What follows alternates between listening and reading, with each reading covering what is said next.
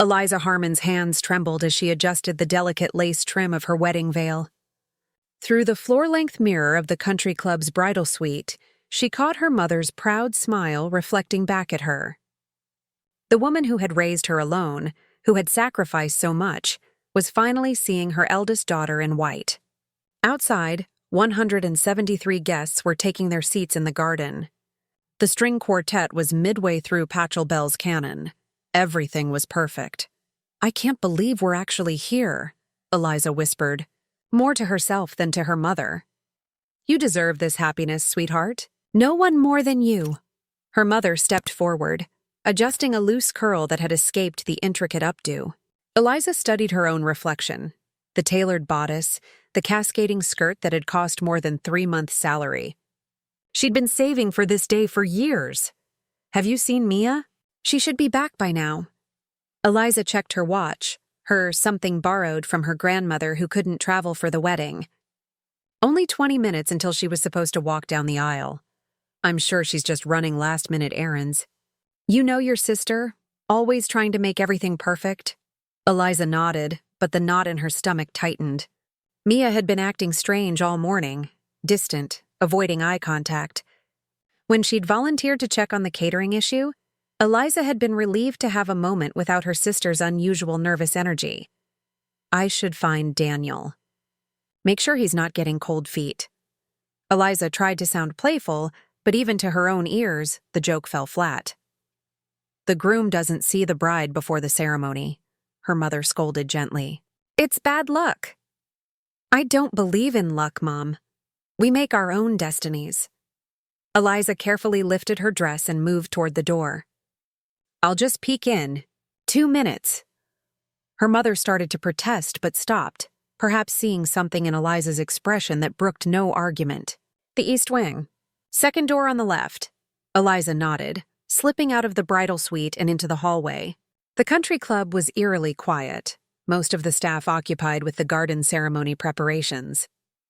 Her heels clicked against the marble flooring as she made her way through the corridor, past gilt-framed landscapes and velvet drapes.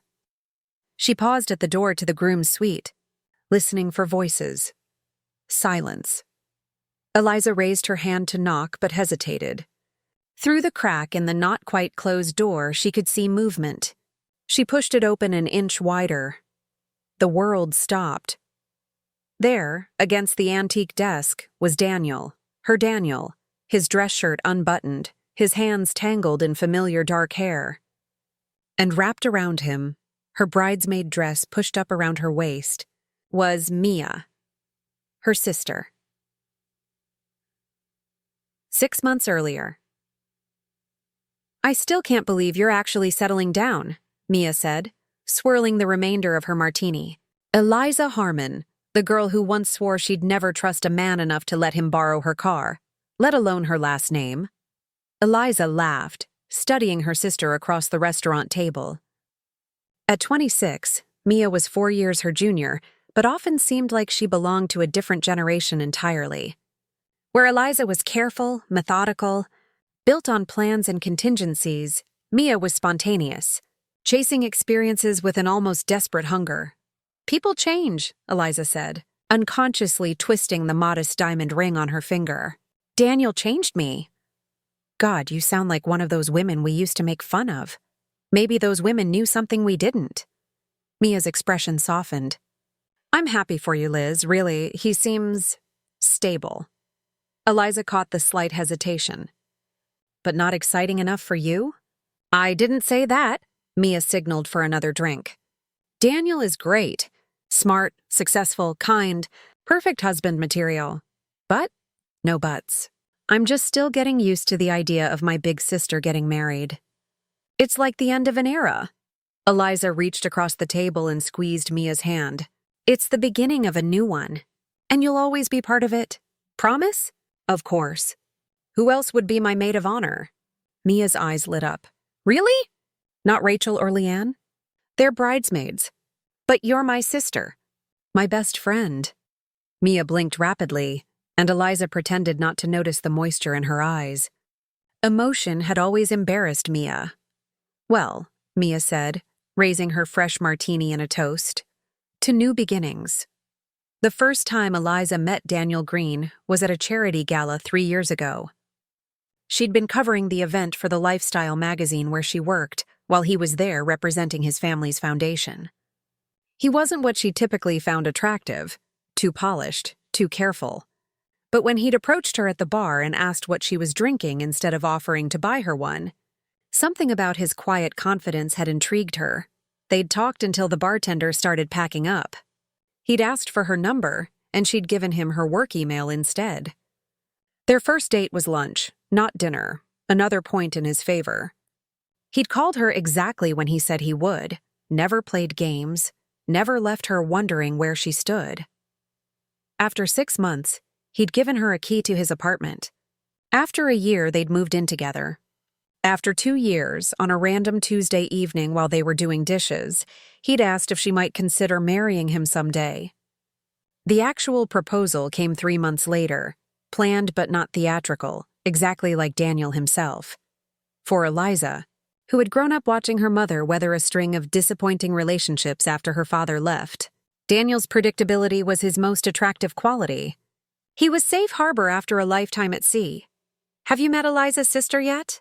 Daniel's best friend Marcus asked as they sorted through rental tuxedos.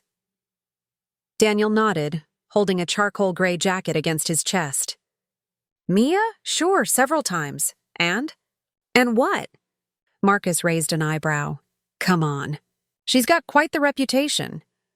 "I wouldn't know about that. Half the guys in our old firm have stories about her." Daniel set the jacket down with a frown. "She's going to be my sister-in-law, Marcus." "Right, sorry." Marcus held up his hands in mock surrender. "Just saying, she's nothing like Eliza." "That's probably a good thing." "The world couldn't handle 2 Elizas." Marcus studied him for a moment. "You really love her, don't you?" "I wouldn't be doing this if I didn't." Daniel ran his hand over a silk tie. "Eliza she makes sense. Everything with her makes sense. That's not very romantic. Romance is overrated. Trust me, after what I saw growing up, I'll take makes sense any day." Eliza found the text message 3 months before the wedding. She hadn't been snooping. Daniel had asked her to check his phone for an email while he was in the shower. The notification had popped up as she was closing his inbox. "Miss you already." Last night was exactly what I needed. The sender was labeled only as M. Eliza stared at it, her throat constricting. She had never been the jealous type. Had never had reason to be. But something about the familiarity of the message, the intimacy implied, set off alarm bells. When Daniel emerged from the bathroom, towel around his waist, she held up the phone. "Who's M?" He glanced at the screen, his expression unreadable for a moment before he smiled. "Mia. She's been having a rough time with that guy she was seeing. We grabbed coffee yesterday when you were at your dress fitting." "You and my sister got coffee? Is that weird?" He took the phone, thumbing through what Eliza assumed were previous messages. "She wanted advice about her job, actually. You know she's thinking of going back to school." "She didn't mention that to me." Daniel shrugged, setting the phone down on the dresser. "Maybe she wanted an outside perspective. And the exactly what I needed part? Liz." He took her hands in his. "You can't seriously think there's anything going on between me and your sister." She felt foolish then, heat rising in her cheeks. "No, of course not. We don't keep secrets, that's all." "No secrets." He kissed her forehead. "I promise." Later, she called Mia, casually mentioning she'd heard about her education plans. "Daniel told you?" Mia sounded surprised. "He mentioned you two had coffee." "Yeah, I needed someone objective to talk to." "You're always so invested in what I do." "And he's not." Mia laughed. "Daniel barely knows me, Liz. He's practically a stranger. That's what made him perfect to bounce ideas off of. It made sense." Of course it made sense. Eliza pushed away the lingering discomfort. 2 weeks before the wedding, Eliza arrived home early from a work event to find Daniel and Mia in their apartment, huddled over seating arrangement cards. They sprung apart when she entered, like teenagers caught smoking. "Surprise inspection?" Mia joked, but her laugh was brittle. Daniel stood up, his movements oddly formal. "Your sister's been helping with some last-minute details. You've been so stressed lately. That's thoughtful." Eliza set her bag down, taking in the wine glasses, the soft music playing in the background. "I didn't realize you two had become so close." "Hazard of wedding planning," Mia said, quickly gathering the cards into a stack. "Besides, we'll be family soon. Better get used to each other." Daniel checked his watch. "I should get going, actually. Early meeting tomorrow. You're leaving?" Eliza frowned. "This is your apartment. I promised Marcus I'd help him move some furniture. Might crash there afterward so I don't wake you." He kissed her cheek, not her lips, and was gone before she could formulate a response. Mia lingered awkwardly, fingertips drumming against the table. "He's been so great with all of this," Mia said. "Most guys would be completely checked out of the planning process." "That's Daniel. Always reliable. You got lucky, sis. Really lucky." There was something in Mia's tone, something Eliza couldn't quite identify. Wistfulness? Regret? "You'll find your person too, Mia, when you're ready." Mia's smile didn't reach her eyes. "Maybe some of us aren't meant for the fairy tale." She grabbed her jacket. "I should go too. Early day tomorrow." After Mia left, Eliza poured herself the rest of the wine and tried to shake the feeling that she was missing something important. The night before her wedding, Eliza lay awake in her childhood bedroom. She'd insisted on following at least some traditions, which meant spending the night apart from Daniel. Mia was supposed to stay over too, but she'd begged off, claiming a migraine. Eliza stared at the glow-in-the-dark stars still stuck to her ceiling, relics from a teenage obsession with astronomy. From the hallway, she could hear her mother's gentle snoring. Her phone buzzed with a text from Daniel. "One more sleep until forever." "I love you," she typed back. "Can't wait to be Mrs. Green." 3 dots appeared, disappeared, then appeared again. Finally, "Me too." "Get some sleep," Eliza frowned at the response. It felt off somehow. Formulaic. She started to type, "Is everything okay?" but deleted it. Pre-wedding jitters, that's all it was. For both of them, she was almost asleep when her phone buzzed again. This time it was Mia. "You deserve the world, Liz. Never forget that." The antique desk creaked under Mia's weight as Daniel's hands gripped her thighs. Eliza watched, frozen as her sister's head fell back, exposing the elegant column of her throat, the same throat Eliza had fastened their grandmother's pearls around just hours earlier. "God, I've been wanting this all day," Daniel murmured, his voice husky in a way Eliza had never heard before. "Watching you in that dress?" "We shouldn't," Mia gasped, but her hands were busy with his belt. "Not today. Especially today." He pushed deeper against her. "One last time, one last time." The words echoed in Eliza's mind, unlocking a cascade of memories.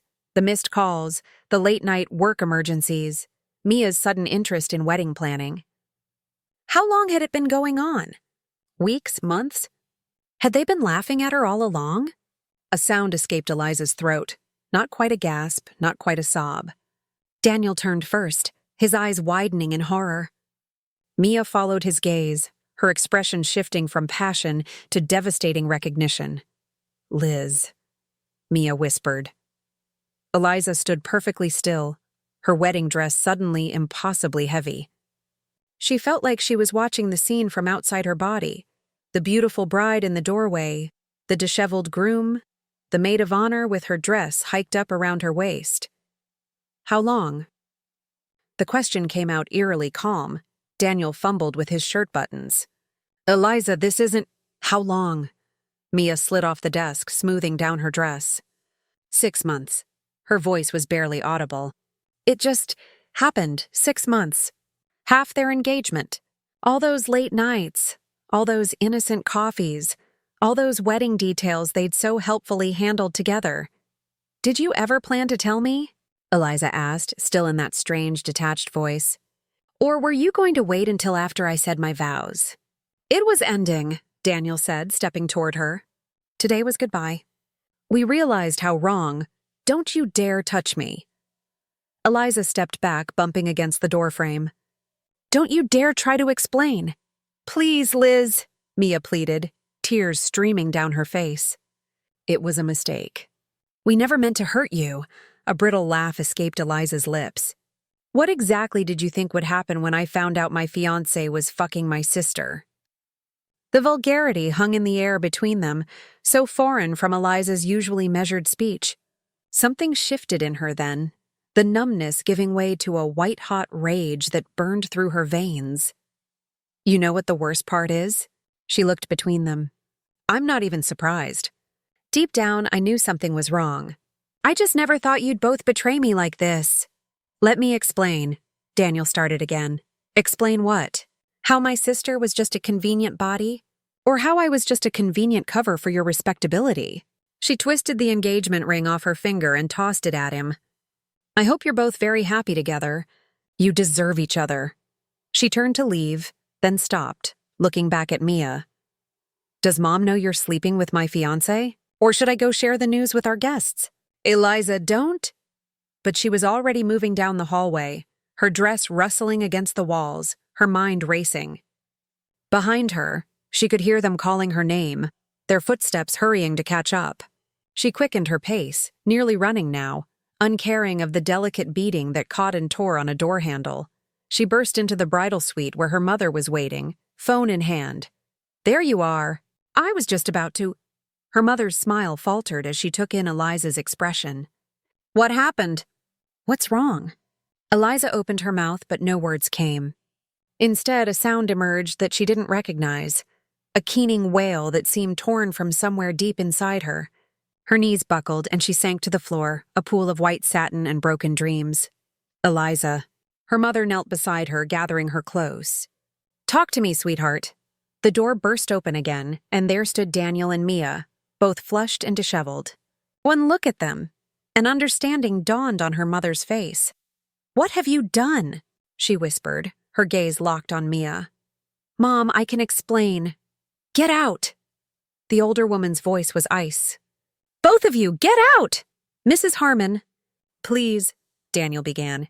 If you don't leave this room right now, I swear to God I will drag you out myself. Something in her tone must have convinced them, because after a moment's hesitation, they retreated. The door closed behind them with a soft click that somehow felt more final than a slam. Eliza's mother turned back to her, wiping tears from her daughter's cheeks. Tell me what happened. And so, sitting on the floor in her ruined wedding dress, Eliza did. Confrontation. 20 minutes later, Eliza stood before the full-length mirror once more. Her makeup had been hastily repaired, though nothing could hide the redness around her eyes. Her mother hovered nervously behind her. You don't have to do this, she said. I can tell everyone you're ill. We can sort everything out tomorrow. Eliza shook her head. No, I'm not hiding. I'm not the one who should be ashamed. She had made her decision. There would be no quiet cancellation, no discreet announcement. After years of putting everyone else's comfort before her own, of being the responsible one, the one who kept the peace, Eliza was done. What are you going to say? Her mother asked. The truth? Her mother sighed. There are 170 people out there, Eliza. Family, friends, colleagues. Are you sure you want them all to know? They were going to watch me marry a man who's been sleeping with my sister. I think they can handle a change of plans. Gathering the skirt of her dress, Eliza made her way out of the bridal suite and toward the garden where her guests were still waiting. The string quartet had moved on to Bach now, the notes floating through the air like nothing had changed. At the entrance to the garden, her mother's oldest friend, Judith, who had been meant to escort her down the aisle in her father's absence, stood waiting. There's our beautiful bride. Judith's smile faltered as she took in Eliza's expression. Darling, what's wrong? The wedding's off, Judith? I need to tell everyone. Off? But Eliza moved past her, through the ornate archway and into the garden. Rows of white chairs faced a flower-bedecked altar where the officiant stood consulting his notes. Daniel was nowhere to be seen, nor was Mia, but the rest of the bridal party was assembled to one side, looking confused. A murmur went through the crowd as they noticed her. This wasn't how it was supposed to happen. The bride wasn't supposed to appear until the music changed, until everyone stood to welcome her. Eliza walked steadily down the aisle, aware of every pair of eyes tracking her progress. When she reached the front, she turned to face her guests.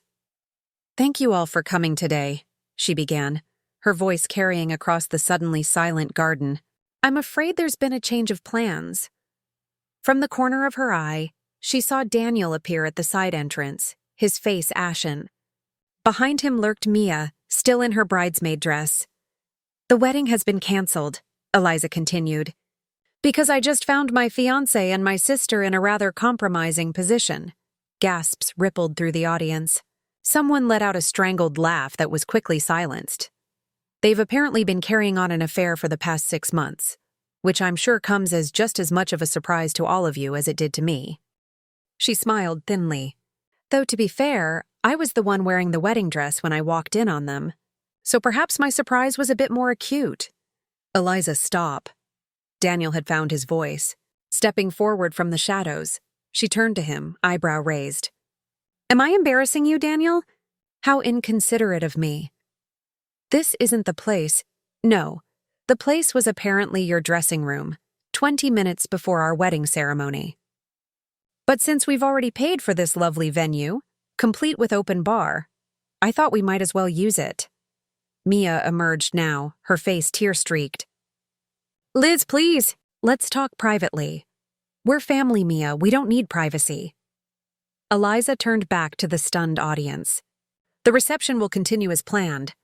There's no sense in wasting all that food and champagne. I, however, will not be joining you."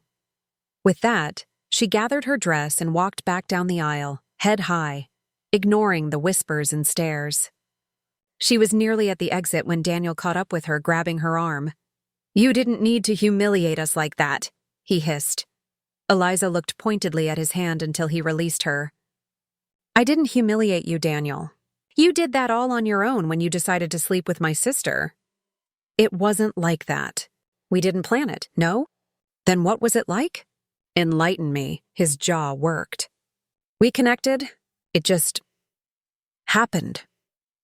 "Things don't just happen, Daniel. People make choices. You and Mia made yours." "I still love you." His voice cracked on the words. "No, you don't. You loved the idea of me. The stable, predictable woman who made your life comfortable and didn't ask for too much." She shook her head. "But you couldn't resist the excitement of something forbidden, could you? My wild, unpredictable sister. The best of both worlds. That's not fair. None of this is fair." She stepped back. "Goodbye, Daniel." She turned to walk away, but his voice stopped her. "What are you going to do now?" The question was so absurd, so self-centered that Eliza actually laughed. "Now?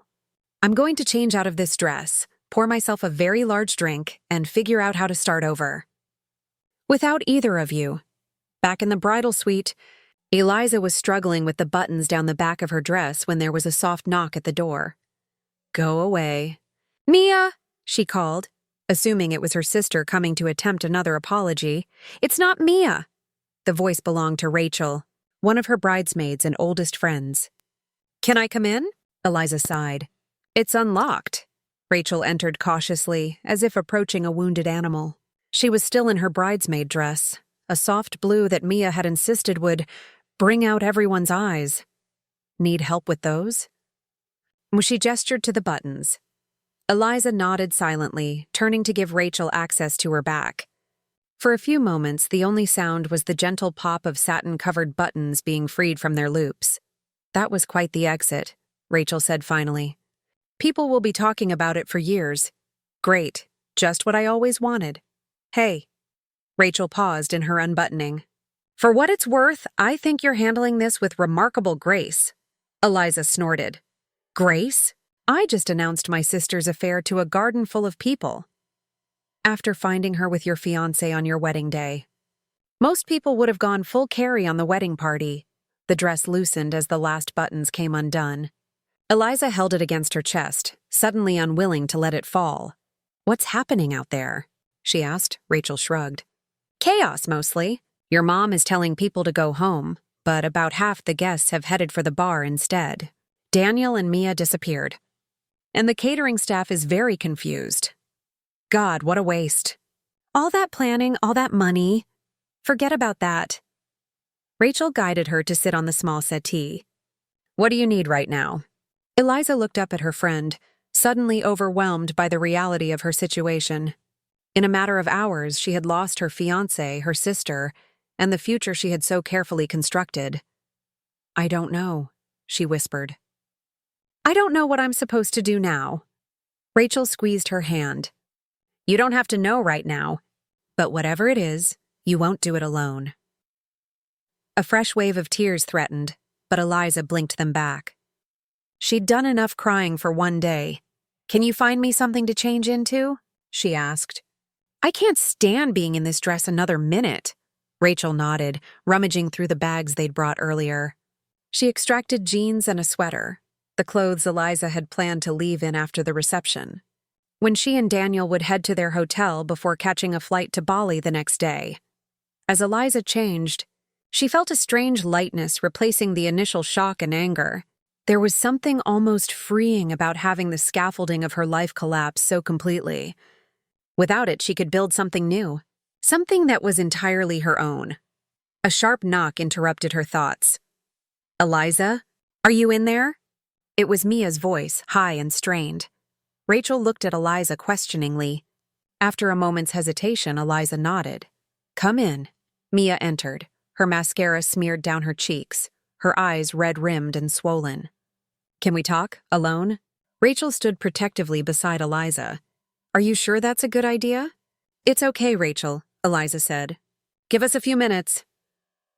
After Rachel reluctantly left, the sisters stared at each other across the room. Mia looked small suddenly, diminished.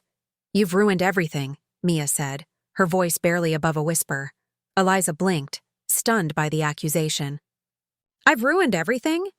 You didn't have to tell everyone. You could have just canceled. Now the whole family knows, all our friends. And that's what you're worried about? Your reputation? Mia sank into a chair, burying her face in her hands.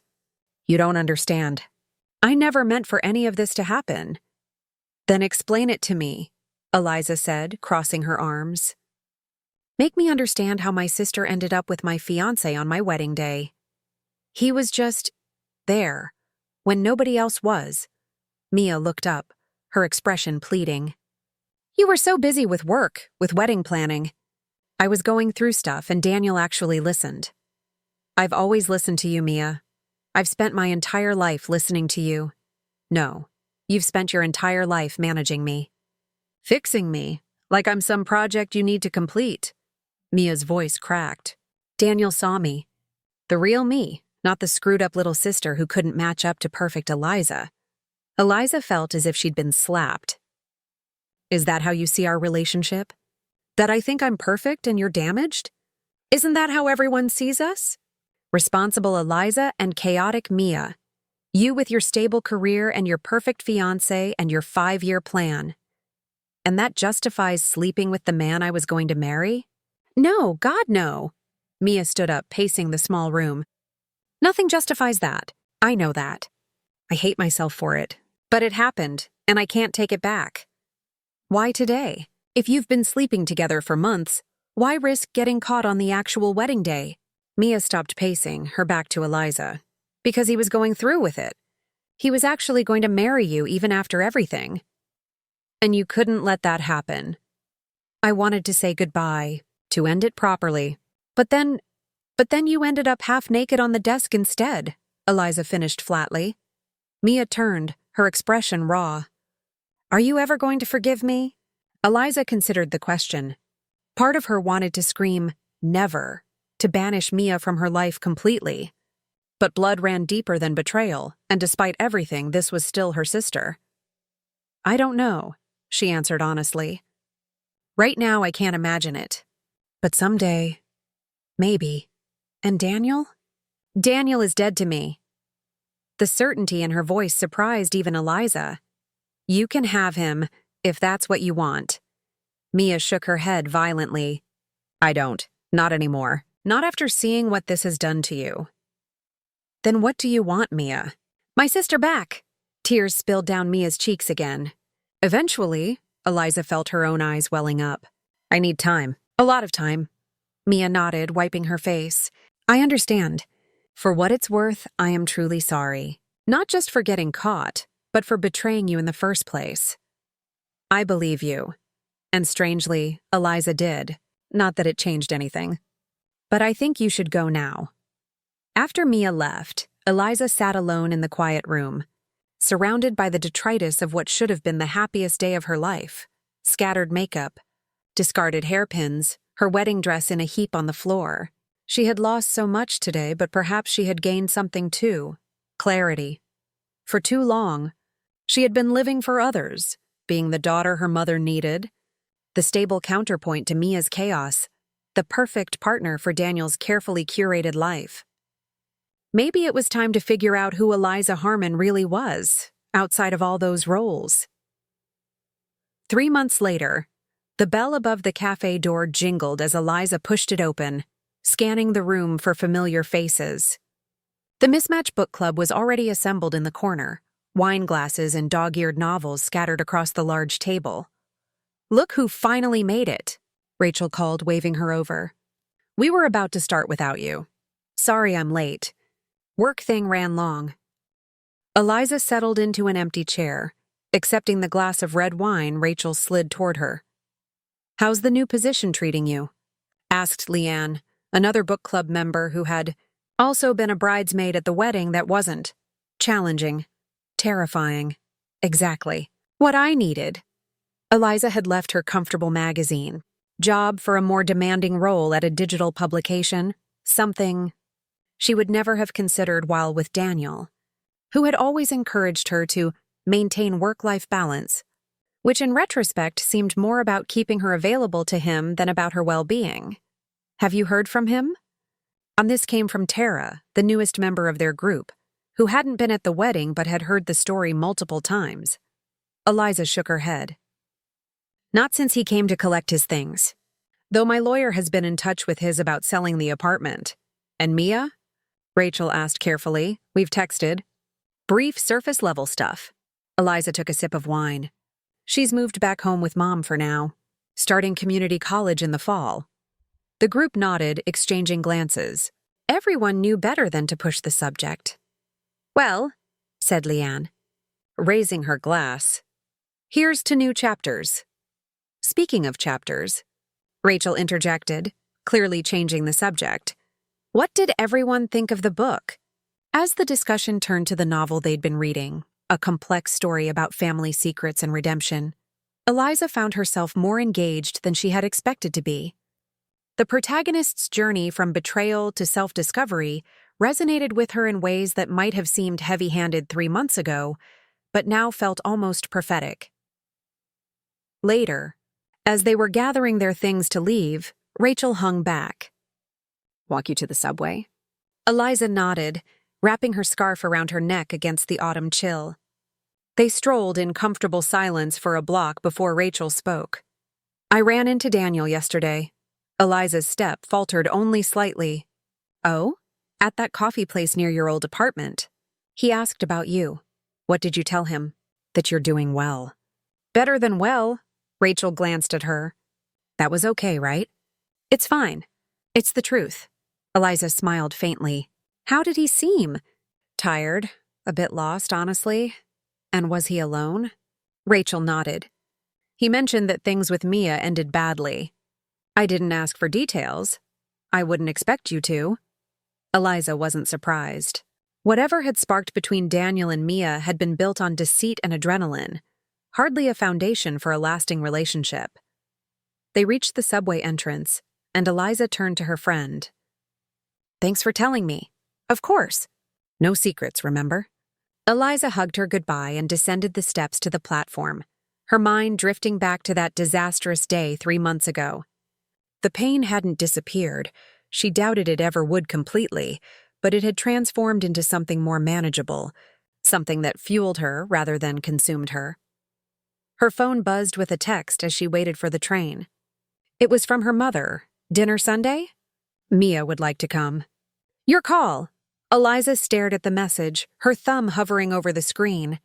She had been avoiding this moment, this decision. Was she ready to see Mia face to face? To sit across a table from the sister who had betrayed her so completely?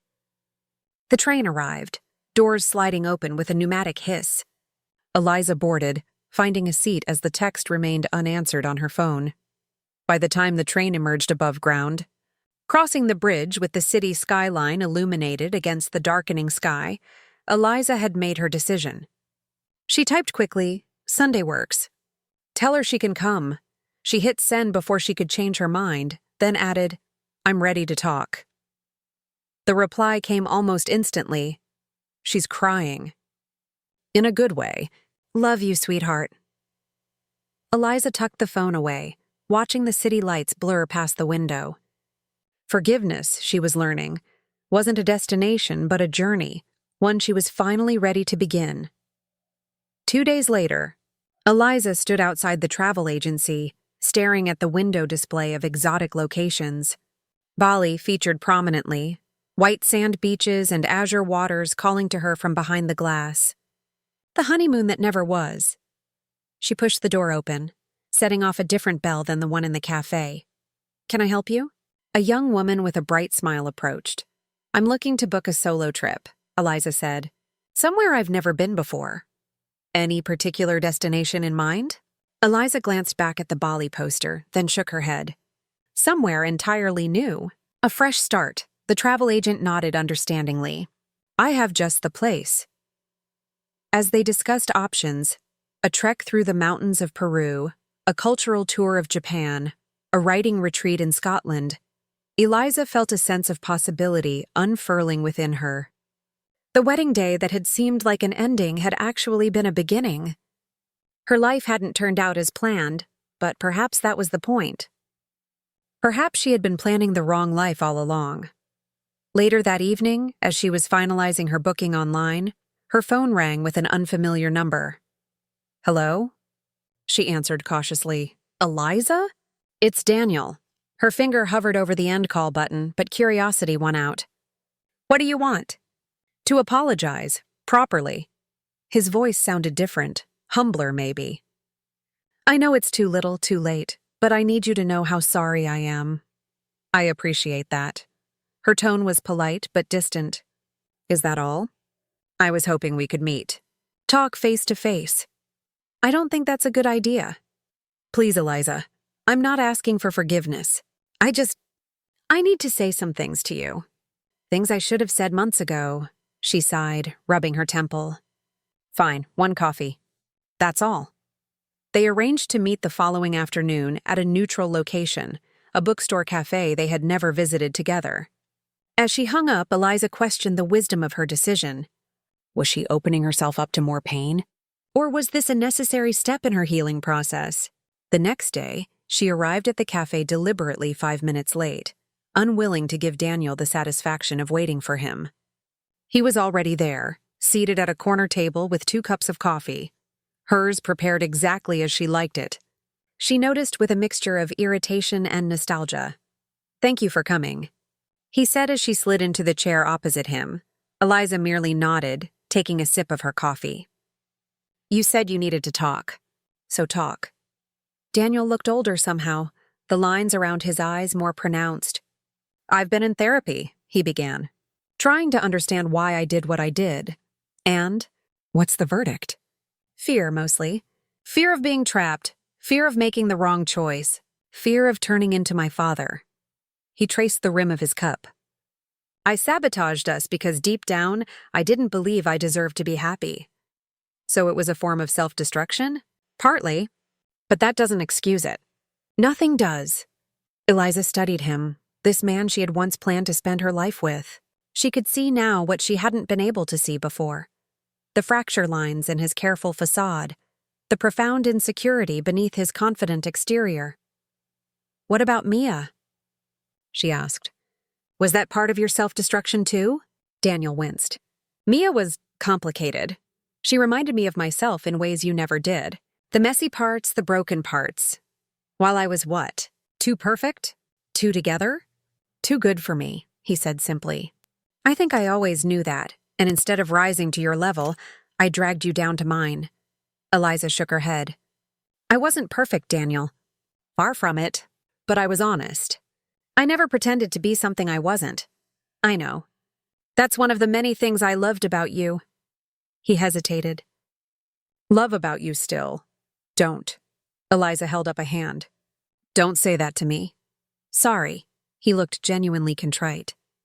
I just wanted you to know that what happened wasn't because I didn't love you. It was because I didn't love myself enough. They sat in silence for a moment, the ambient noise of the cafe washing over them, espresso machines hissing, pages turning, muted conversations. I'm moving, Eliza said finally. Taking a sabbatical. Traveling for a few months. Daniel nodded. That sounds good. You always wanted to travel more. I'm also seeing Mia on Sunday. For the first time since... everything. Surprise flickered across his face. That's brave. It's necessary. She's my sister, whatever else she is. That doesn't go away even after what happened. Eliza fidgeted with her napkin. We'll probably never be as close as we were, but I can't just excise her from my life like she never existed. And me? Daniel asked, his voice soft. Where do I fit? Eliza met his eyes directly. You don't. Not anymore. The finality of it hung between them, undeniable. Daniel nodded slowly, accepting the truth of her words. I understand. He reached into his pocket and withdrew a small velvet box. I wanted to give you this. It was meant to be a wedding present. Eliza made no move to take it. I don't want anything from you, Daniel. It's not what you think. He opened the box to reveal a delicate compass pendant on a silver chain. You mentioned once that your grandfather had given your grandmother a compass when they first married. Said it was so she could always find her way home to him. Eliza remembered the story, a cherished family legend she had shared with Daniel in the early days of their relationship. I had it made months ago, he continued. But now I think it means something different. Maybe it's to help you find your own way forward. Reluctantly, Eliza took the box. The pendant gleamed in the cafe light, the needle pointing steadily north. Thank you, she said, closing it and slipping it into her bag. Not because she wanted to keep it, but because rejecting it seemed like giving the moment more importance than it deserved. Daniel nodded, seemingly understanding that his gift had not bridged the gulf between them, nor was it meant to. I should go. They both stood, an awkward moment of uncertainty stretching between them. Once they would have hugged, kissed, made plans to see each other later. Now they were strangers with too much history. Goodbye. Daniel, Eliza said, stepping back. Goodbye. Eliza, I hope you find what you're looking for. She watched him leave, feeling neither the rage nor the devastation that had consumed her on her wedding day. Instead, there was a quiet certainty that this chapter of her life was truly closing, not with a dramatic declaration or a bitter confrontation, but with a simple, definitive farewell. Outside the cafe, the late afternoon sun cast long shadows across the sidewalk. Eliza turned her face up to catch the fading warmth, breathing deeply. Tomorrow she would see Mia. In 3 weeks she would board a plane to a country she had never visited. Beyond that, her future remained unwritten. For the first time in her life, Eliza Harmon wasn't following a plan. She was forging her own path, guided not by others' expectations or her own rigid rules, but by the compass of her own heart, pointing not toward someone else, but toward the person she was meant to become.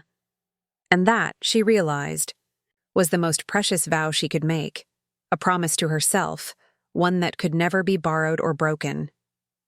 And that wraps up today's story. Now we want to hear from you. Where are you watching from? Drop your city or country in the comments, and let's see how far these stories reach. If this story moved you or gave you chills, give it a like, share, and subscribe for more powerful stories. One last thing, rate the story from 1 to 10 in the comments. Your feedback helps us bring you even better ones next time. Thanks for watching. We appreciate you being part of this storytelling journey.